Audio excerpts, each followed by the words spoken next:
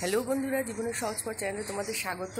এসে গেছি সকালবেলা ছাদে, কারণ একটা মাদুর কাচার আছে। ওই দেখো মাদুরটাকে কলটা চালিয়ে দিয়ে আমি এসেছি, কারণ মাদুরটা অনেক নোংরা হয়েছিল। এখন তো খুব রোদ উঠছে, কেচে মেলে দিয়ে তারপর যাব। আর সকালবেলা থেকে ছাদের ভিউটা কীরকম হয় তোমাদের দেখাই চলে। এটা ছাদ বাগান বলতে পারো। ভাই আর ভাইয়ের বউ এর পরিচর্যা করে, তবে ও তো অর্ধেক সময় এখানে থাকে, অর্ধেক সময় কাজের সূত্রে অন্য জায়গায় যায়।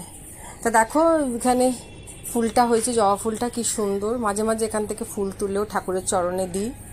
তবে সবসময় তো আর আসা হয় না, যেদিনকে ভারী কিছু কাছি, বড় কিছু কাছি বা মোটা কিছু কাছি, তখনই মেলতে আসি। আর এগুলোকে আমরা কাগজ ফুল বলি। এগুলো আর কি নামে পরিচিত তোমরা যদি জেনে থাকো তবে জানিও। আর এটা মনে হয় করবী ফুল। দেখো টবের মধ্যেই গাছটা কত লম্বা হয়েছে। আর ছোট ছোট অনেক ফুল গাছ আছে, তুলসী গাছ আছে, কিন্তু এত রোদ পড়ে না, রোদে গাছগুলো জ্বলে যায়। আর নয়নতারা গাছ। আর ওই যে দূরে দেখো সেই কনস্ট্রাকশনের কাজগুলো হচ্ছে। এর আগের ভিডিওতে দেখেছিলাম বাড়িটা অর্ধেক ভাঙা হয়েছে, এখন পুরো মাটির সাথে মিশে গেছে। তা এই দেখো এইখানেও আর একটা কনস্ট্রাকশন। এখনও অনেক টালির বাড়ি আছে দু একটা আমাদের পাড়ার মধ্যে। আর ওই পুকুর। আর মাকে তো দর্শন করতেই হবে ছাদে এলে।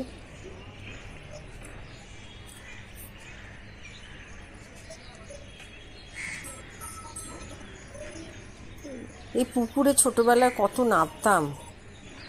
বর্ষার সময় গামছা নিয়ে বন্ধুরা এক প্রান্তে, এক প্রান্তে আমি এক প্রান্তে ধরে ছোট ছোট মাছ ধরতাম। সেই সব দিনগুলো খুব মনে পড়ে। এটা মনে হচ্ছে এটা পেয়ারা গাছ। যা গাছ হয়েছে সেগুলোকেই রেখে দেওয়া হয়েছে। তো নয়নতারা গাছগুলো খুব হয় বর্ষাকালে বিশেষ করে।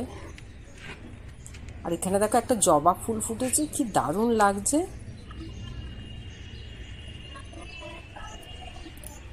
চলো আজ এই ছোট খাটের বিছানার চাদরটা পাল্টাবো, সেজন্য সব চাদর তুলে। আর এইগুলো না আমার আগের একটা সোফার কাম বেডে, এটা বসার জন্য এগুলো ছিল, কিন্তু এগুলোকে আমি বাতিল করিনি। ওর সাইডে দিয়ে দিই। ফলে কি যদি কেউ হেলান দিয়ে বসে দেওয়ালটা নোংরা হয় না। আর ওটা কেবলের তার গেছে।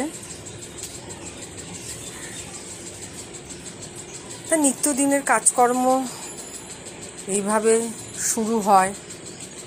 প্রথমে তো আজকে উঠেই পরিষ্কার করতে লেগে গেছি। তারপরে এই বিছানাপত্র ঝাড়া পোছা করতে করতেই রান্নাটাও বসিয়ে দিই। বলি না, মেয়েদের কাজ নতুনভাবে কিছু বলার নেই, এগুলো সবারই থাকে। এই কাজগুলো সবাই করে, শুধু আমি করি তা তো নয়।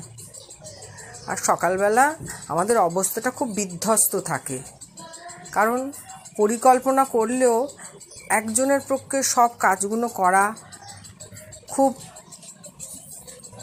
শক্ত হয়ে দাঁড়ায়। আর কি জানি এখন বয়সের ভারে না শারীরিক অসুস্থতার কারণে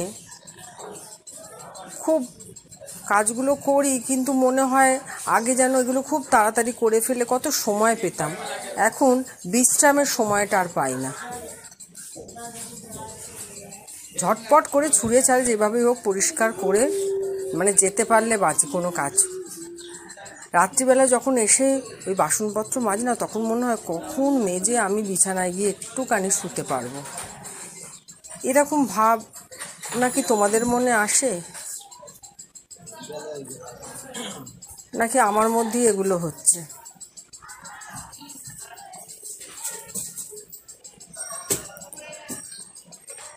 আমার বিছানা ঝাড়া কমপ্লিট হয়ে গেল।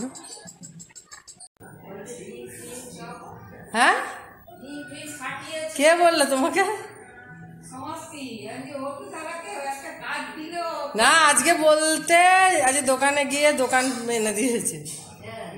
আরে কালকে কত আসার মানে ব্যাগটাকে এমনভাবে রেখেছে না, আর উল্টে গেল দিয়ে কতগুলো ডিম ফেটে গেছে কালকে। কত কাজ করবো বলো না, তাই 1:30 বেজে গেল।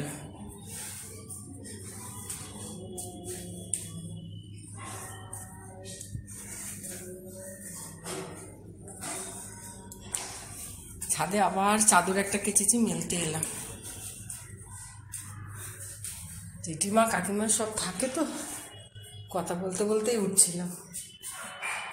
ওই কালকের কথা, রাতে দোকান বন্ধ করে আসছিলাম, দোকানে না আমার ডিমও থাকে। আর সেই ডিমটা একটা খাঁচার মধ্যে একটা ছোট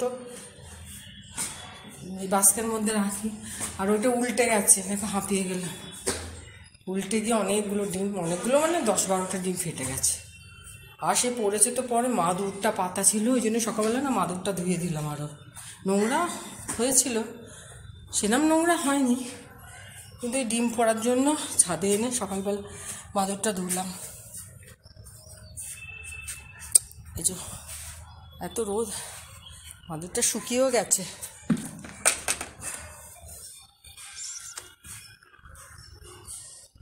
চাদরটা মেলে দি, দেখেছ খুব রোদ।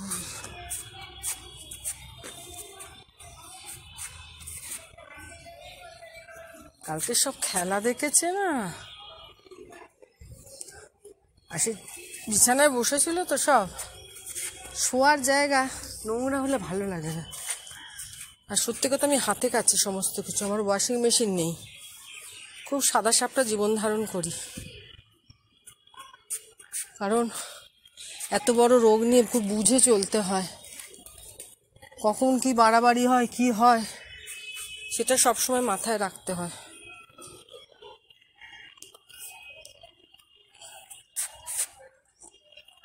এক হাতে হাতে করেই মেলছি।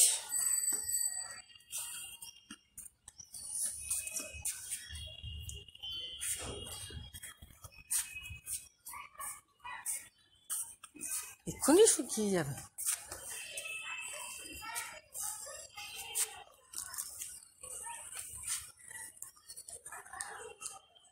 ভিজিয়ে রেখেছিলাম। আমি না ফ্ল্যাটের ছাদে বেশি যাই না, ফ্ল্যাটে তো 4 তলার উপরে উঠতে আরও কষ্ট হয়। আমাদের বাপের বাড়ি 2 তলা বাড়ি, তাই উঠতে অতটা কষ্ট হয় না।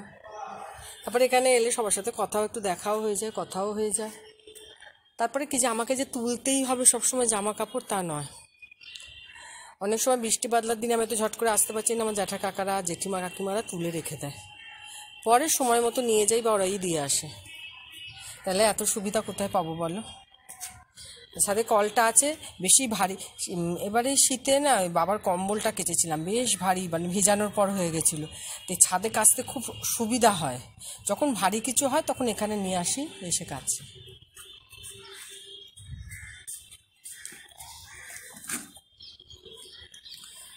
রোদে তাকানো যাচ্ছে না, রৌদ্রোজ্জ্বল দিন ভালো লাগে ঘরে বসে বসে। এটাকে মেলে দিই।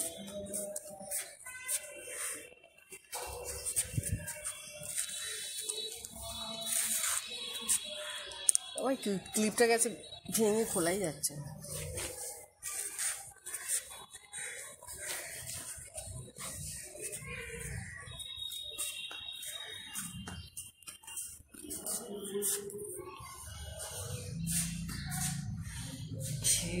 এই একটা সময় না, এই সিঁড়ির এই ধাপটা, এই যেখানে আমি বসছি, এই দিকটা বসে, এই সিঁড়ির ধাপটা ছিল আমার ভীষণ পছন্দের জায়গা। এখানে বসেই না নিরিবিলি ছিল, এইখানটা চলে আসতাম, এসে এইভাবে পাটাকে ছড়িয়ে দিয়ে বই নিয়ে খুব ভালো পড়া হতো আমার এখানটায়। তখন একান্ন পরিবর্তী পরিবারে ওই আলাদা করে নিজের ঘর, নিজেদের ঘর বলে কিছু ছিল না, সব ঘরেতেই সমান বিচরণ ছিল। খুব আদরে, খুব ভালোবাসায়, খুব ভালোভাবে মানুষ হয়েছে। এখন ছোট্ট ফ্যামিলিতে কাজ করতে করতে সময় কেটে যায় বলে তাই, মানে একটা ছেড়ে একটা কাজের মধ্যে ঢুকে পড়ি, তো নাহলে হয়তো হাঁপিয়ে উঠতাম। আর আমি আমার যে শ্বশুরবাড়ি, সেখান থেকে আমি এইদিকে ফ্ল্যাট কিনে চলে এসেছি। তা বাপের বাড়ির সংসর্গের মধ্যেই আছি, কাছাকাছি। আর এইভাবেই চলে যাচ্ছে।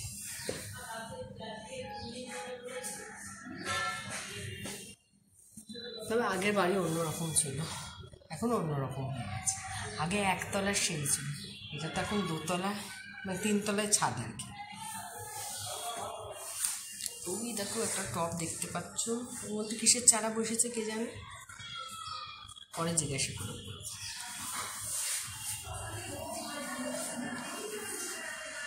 পরে এক ফাঁকে এসে আবার তুলে নিয়ে যাবো। দেখো নাকমুখ সব কুটকে যাচ্ছে রোদের ঠেলায়। যাই জামা কাপড়গুলো মাদুরটা তুলে নিই, কোন ধরে ধরে তার তোলা যাবে না।